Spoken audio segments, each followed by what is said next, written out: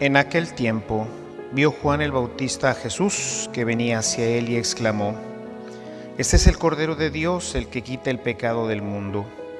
Este es aquel de quien yo he dicho: el que viene después de mí tiene precedencia sobre mí, porque ya existía antes que yo. Yo no lo conocía, pero he venido a bautizar con agua para que él sea dado a conocer a Israel. Entonces Juan dio este testimonio: Vi al Espíritu descender del cielo en forma de paloma y posarse sobre él. Yo no lo conocía, pero el que me envió a bautizar con agua me dijo: Aquel sobre quien veas que baja y se posa el Espíritu Santo, ese es el que ha de bautizar con el Espíritu Santo. Pues bien, yo lo vi y doy testimonio de que este es el Hijo de Dios. Palabra del Señor. Siéntense un momentito.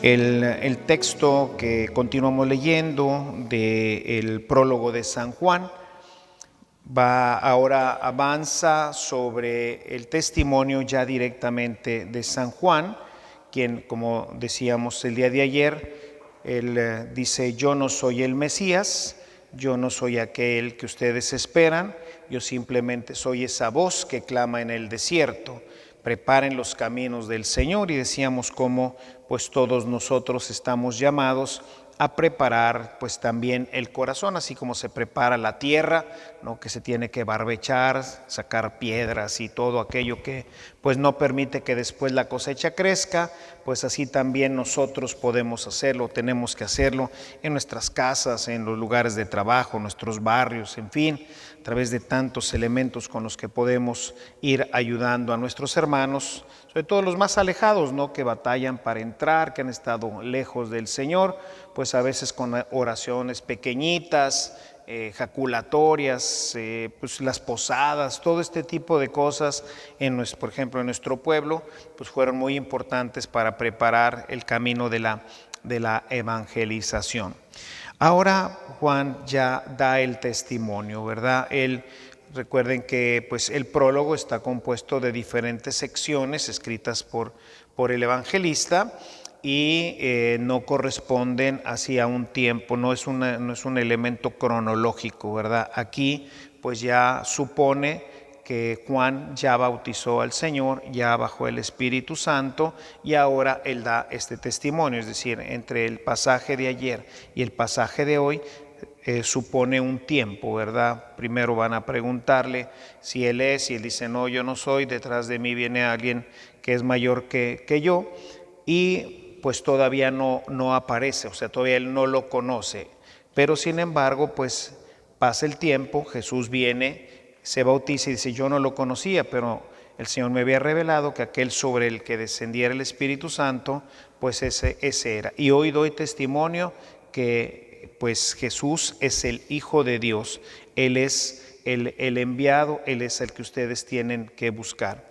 Entonces esto nos habla así de este progreso que vamos llevando en nuestros procesos de evangelización: preparar la tierra y después ya el anuncio expreso de la palabra del Señor.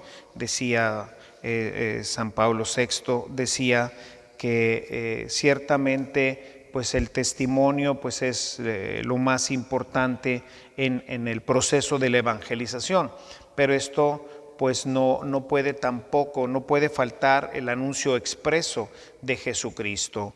O sea, dar el testimonio donde nosotros reconocemos abiertamente que Jesús es el Señor y que nosotros nos reconocemos como sus seguidores.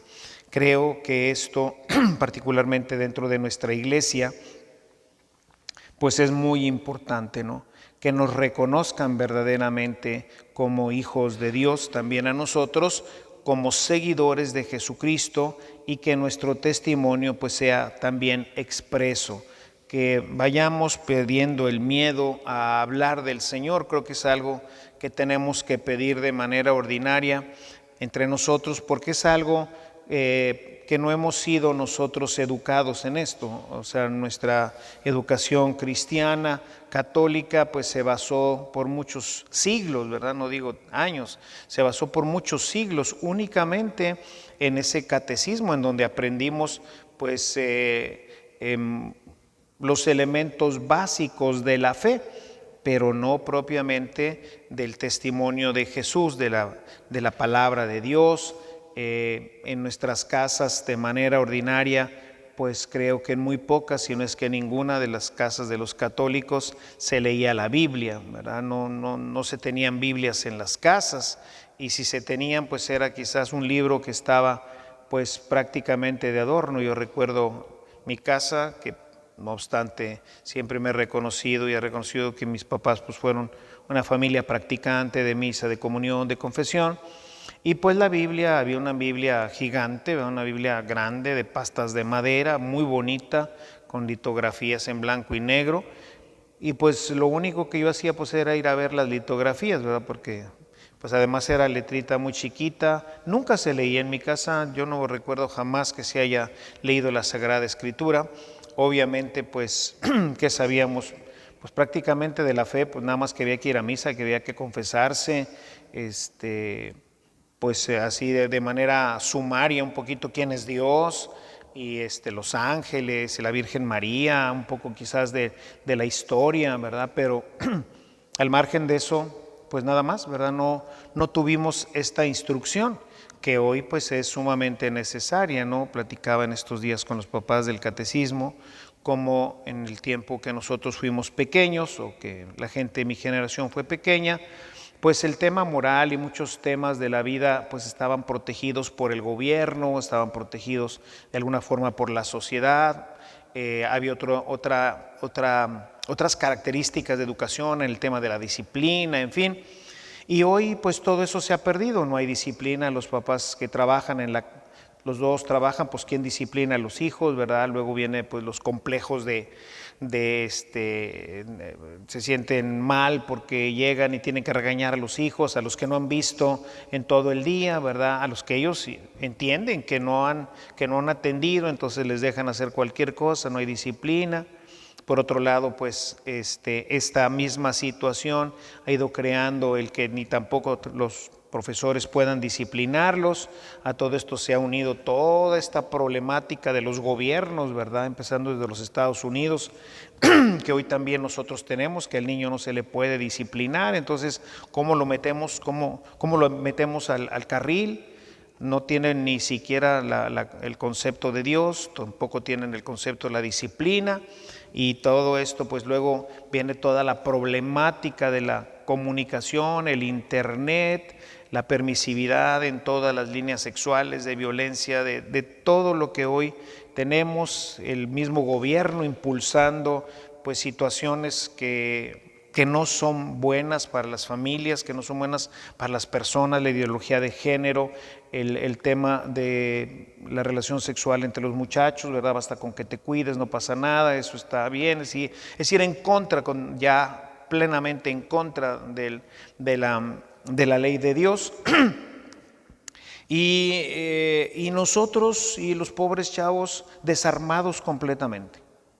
O sea, no tenemos conciencia de la palabra de Dios, no hemos sido educados en el tema de dar testimonio, ¿verdad?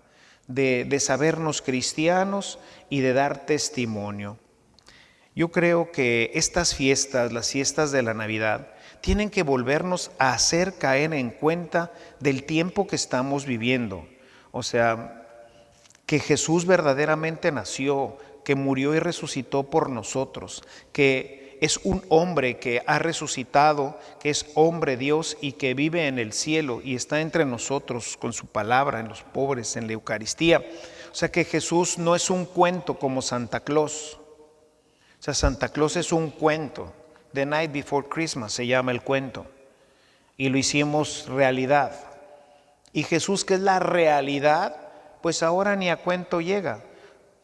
O sea, el tiempo de la Navidad, igual que la Pascua, los grandes tiempos fuertes de la iglesia, son tiempos precisamente para reforzar nuestra fe, para reforzar lo que nosotros conocemos de la Escritura y para darnos cuenta de que pues la vida cristiana tiene que ver con esta realidad que se llama Jesucristo, al que nosotros testificamos como lo hace Juan el Bautista. Sí, o sea, nosotros tenemos que tener esta experiencia y comunicarla a los demás. Y pues este tiempo de la Navidad, que ahorita pues ya prácticamente pues se va difuminando, ¿no? Ya esta semana pues ya no hay compras de pánico, ¿verdad? Sobre todo aquí en el norte, en el que pues poco o nada se celebra el tema de los reyes, ¿verdad? Lo que está ahorita en boga pues es la rosca, ¿verdad? Más comida. Sí, o sea, la Epifanía, pues quién sabe qué será, ¿verdad? Pero ahorita lo importante es la rosca de Reyes. ¿Quiénes son los Reyes Magos? Pues ni idea. ¿Y qué tienen que ver los Reyes Magos? Pues son esos sabios que vinieron a adorar a Jesús, lo vamos a ver este próximo domingo. A Jesús, el Hijo de Dios que está vivo, que ha nacido para nosotros, que vive entre nosotros, resucitado, dirá el mismo Pablo. Pero todo se pierde, se difumina, ¿no? En la algarabía del mundo. Les digo, ahorita pues viene ¿qué? Pues la rosca de Reyes. Y los Reyes, pues quién sabe, o sea, ya no tiene un contexto bíblico y sobre todo ya no tiene un contexto con Jesús, el Hijo de Dios. ¿Qué tienen que ver los Reyes conmigo? No, pues si acaso la rosca con el chocolate, ¿va? ¿Más de eso qué? Ya no tiene mayor significación. Nos quedamos con los cuentos, nos quedamos con las tradiciones de comida, porque basta, ¿verdad? Ya ni siquiera pues que les traían los regalitos los Reyes Magos a los niños, no, pues ya eso, Santa Claus ya acaparó todo, ya no hay nada en las jugueterías porque a Santa Claus ya se lo llevó todo. O sea, vean dónde hemos caído. Este tiempo que todavía, pues todo, en mi tiempo de ser pequeño, todavía era un tiempo realmente de júbilo, todavía era un tiempo que tenía que ver con oración, que tenía que ver con el rosario, que tenía que ver con Dios, ¿verdad? Que tenía que ver con el Hijo de Dios, con el nacimiento de Jesucristo, con la fiesta del nacimiento de Jesús. Hoy todo esto se ha pulverizado. Y es nuestra misión. Ahora sí que como dice el programa de Misión Imposible, ¿no? Si la aceptamos, esta es nuestra misión. Volver a plantar a Jesús en el mundo, volver a hacer que la gente reconozca estas fiestas como las fiestas de Jesucristo y volver nuevamente a que esto retraiga a nosotros todo lo que Jesús ha venido a proponernos, ¿verdad? Su evangelio, un cambio de vida, la acción del Espíritu Santo, etc. Pidamos pues al Señor que tengamos pues la sabiduría, la valentía para poder realizar esta obra y así poder pues ser instrumentos de la gracia de Dios en recuperar para Jesucristo a nuestro mundo. Oh Padre eterno, tú que conoces el devenir de la historia en donde nosotros, tu iglesia, no hemos sabido responder adecuadamente, queremos pedirte una nueva oportunidad, que así como enviaste a Juan el Bautista para que fuera el precursor, para que preparara los corazones de tu pueblo y para que después fuera el primero en dar testimonio al descubrir a Jesús, tu Hijo, en medio de nosotros.